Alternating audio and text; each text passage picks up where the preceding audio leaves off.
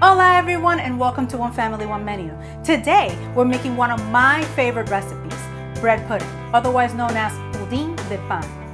And it is so f***ing good.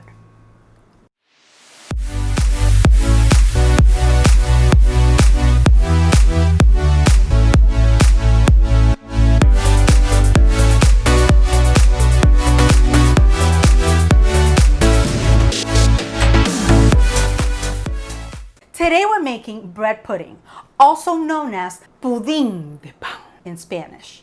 This is one of my favorite recipes and it's a family recipe as well. And you are going to love it. But before we begin, I'd like you to please subscribe and give this video a like. Now let's go over the ingredients we're going to need for this recipe. We're going to need 1.5 to 2 loaves of bread, crumbled up in a pot or a bowl. You can also use whole wheat bread. Just make sure doesn't have any seeds or nuts. You're going to need a can of evaporated milk, 12 ounces. You're going to need a can of sweetened condensed milk, 14 ounces. You're going to need 3 cups of whole milk. You're going to need 2 tablespoons of butter. You're going to need 2 eggs, 1 cup of dark rum preferable, and sugar to taste. We're also going to add a pinch of salt to bring up the flavors.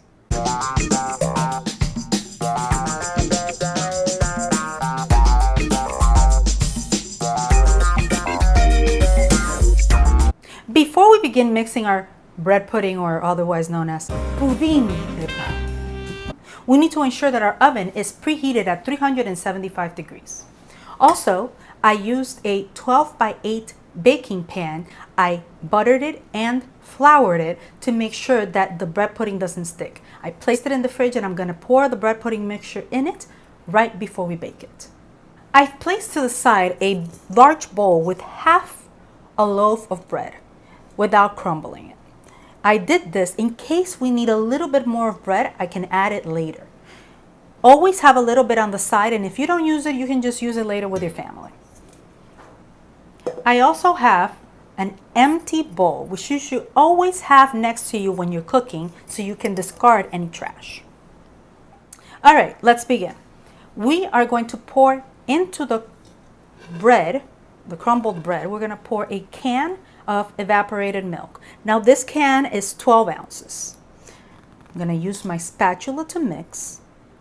I'm going to pour it all over.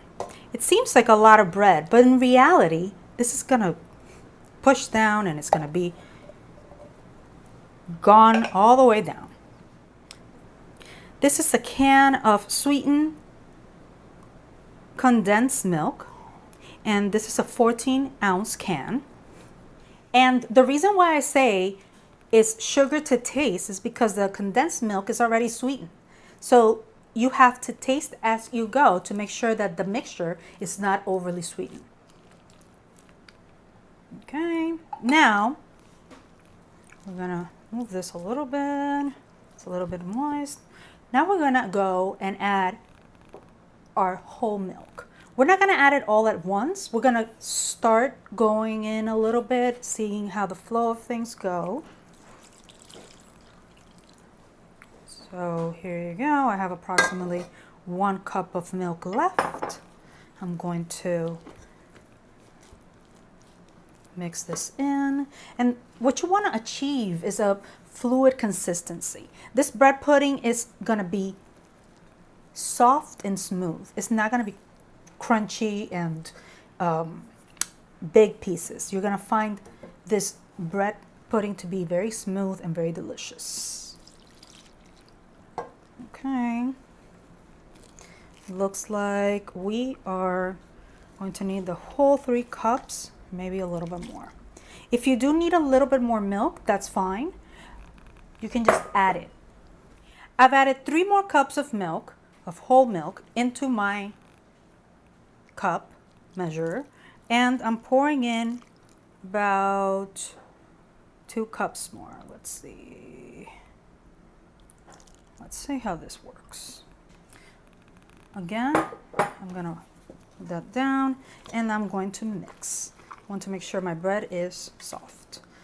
All right, it looks like this needs a little more, so I'm going to add the 1 cup that's left.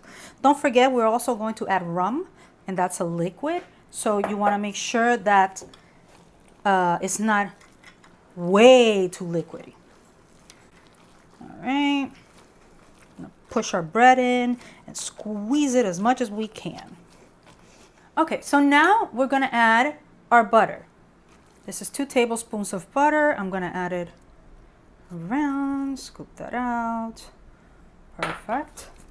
Now we're going to add our rum. You can use clear rum, but the flavor is more intense if you add dark rum. So I have a cup here. You can add as much or as little as you want. If you're going to have kids eating this, you can take out the rum and add vanilla flavor or cinnamon flavor, or you can split the mixture in half, and then to half of the mixture add rum, and then to the other half don't add it. That way you have some for the adults and some for the children. Here's 1 cup. And I am here pouring, this is about half a cup I left in here. I'm going to mix in this amount. Because you're going to put rum to taste, it's important to taste the mixture as you go to see if you need more rum or if you like more rum. You can do it as boozy or as not boozy, as you prefer. All right, let me taste this.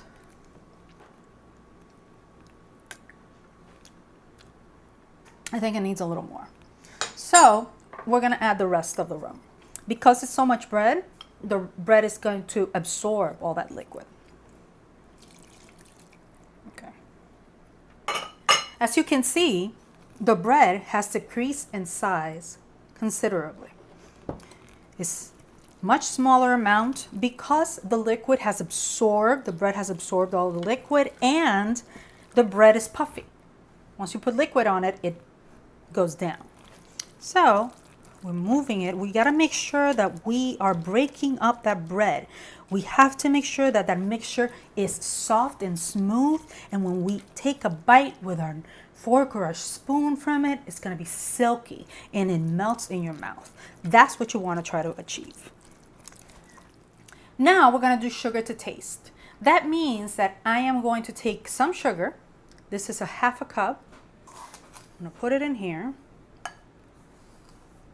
There you go. And I'm going to pour it in. It's a big cake. So it's going to need some sweetness. I don't think I'm going to need too much more than half a cup, maybe a full cup. But that's about it because of the sweetened condensed milk.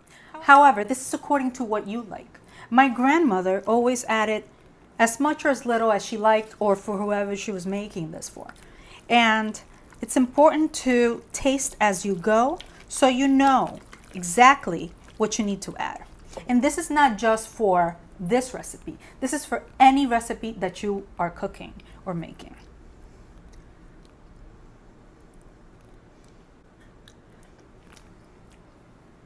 It's real nice. I'm going to add about a quarter more of sugar. Yep, about a quarter more of sugar, quarter cup. And I'm going to sprinkle it around, and that's going to be it for the sugar. I think this is perfect because it's going to give it the exact sweetness that you need. I'm going to continue to mix here, but now I'm going to add my eggs. I have 2 eggs here, 2 medium eggs, and you're going to make sure you crack them into a small bowl first.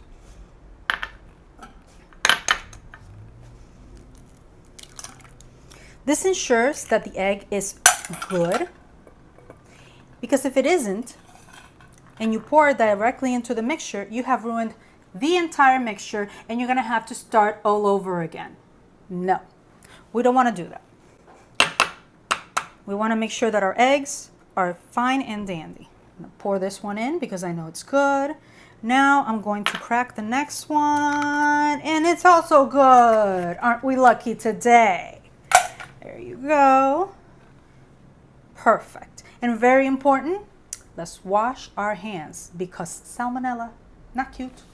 Now we've added our eggs, and the eggs are liquid as well. So you have to make sure that you take that into consideration when you're mixing your bread pudding. Okay. Mixing it in. The egg's gonna give it, it's gonna hold the consistency together. It's gonna hold it all together. Okay, so now I have my baking pan ready, and I placed it over a half sheet pan. Why? Because this is gonna be liquid and it may boil up. So you wanna make sure that your oven doesn't get dirty and then you have to scrub for 5 days straight. Not into that. So we are going to line it with our sheet tray, and I'm gonna pour it in.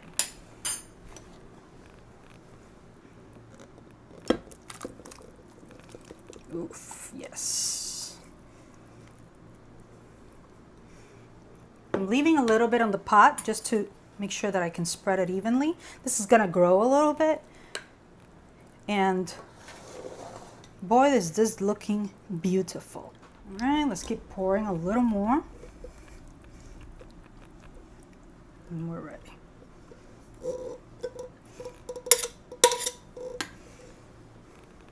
Okay, so the mixture is in our baking pan, and we are about to place it in the oven at 375 degrees.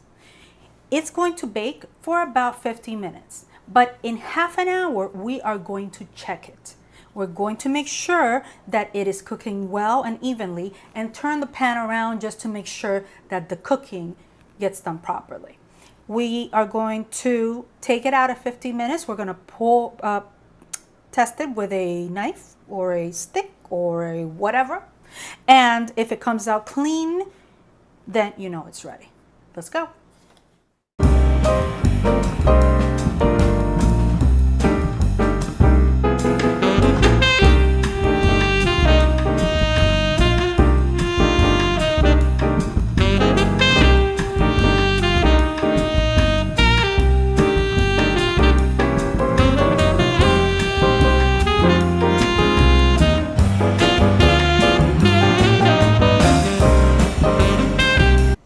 Okay, everyone, our bread pudding or pudding de pan is ready to eat, and it looks amazing. What you want to achieve are those little bits of brown, but not completely burned. We cooked this for 30 minutes, and then I checked it and added another 25 minutes, and then I checked it again and added 10 more minutes. So in total, we cooked this amount of bread pudding for 1 hour and 5 minutes. Make sure before you serve it, and I know it's gonna be very difficult because it's very tempting, make sure you let it rest and cool before cutting. The more it cools, the more solid it becomes, and the more together it becomes.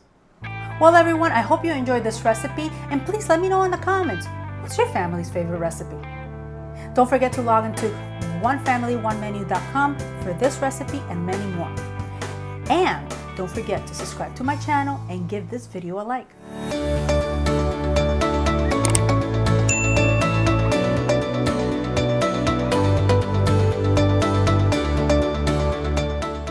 Pudding de pan, pudding de pan.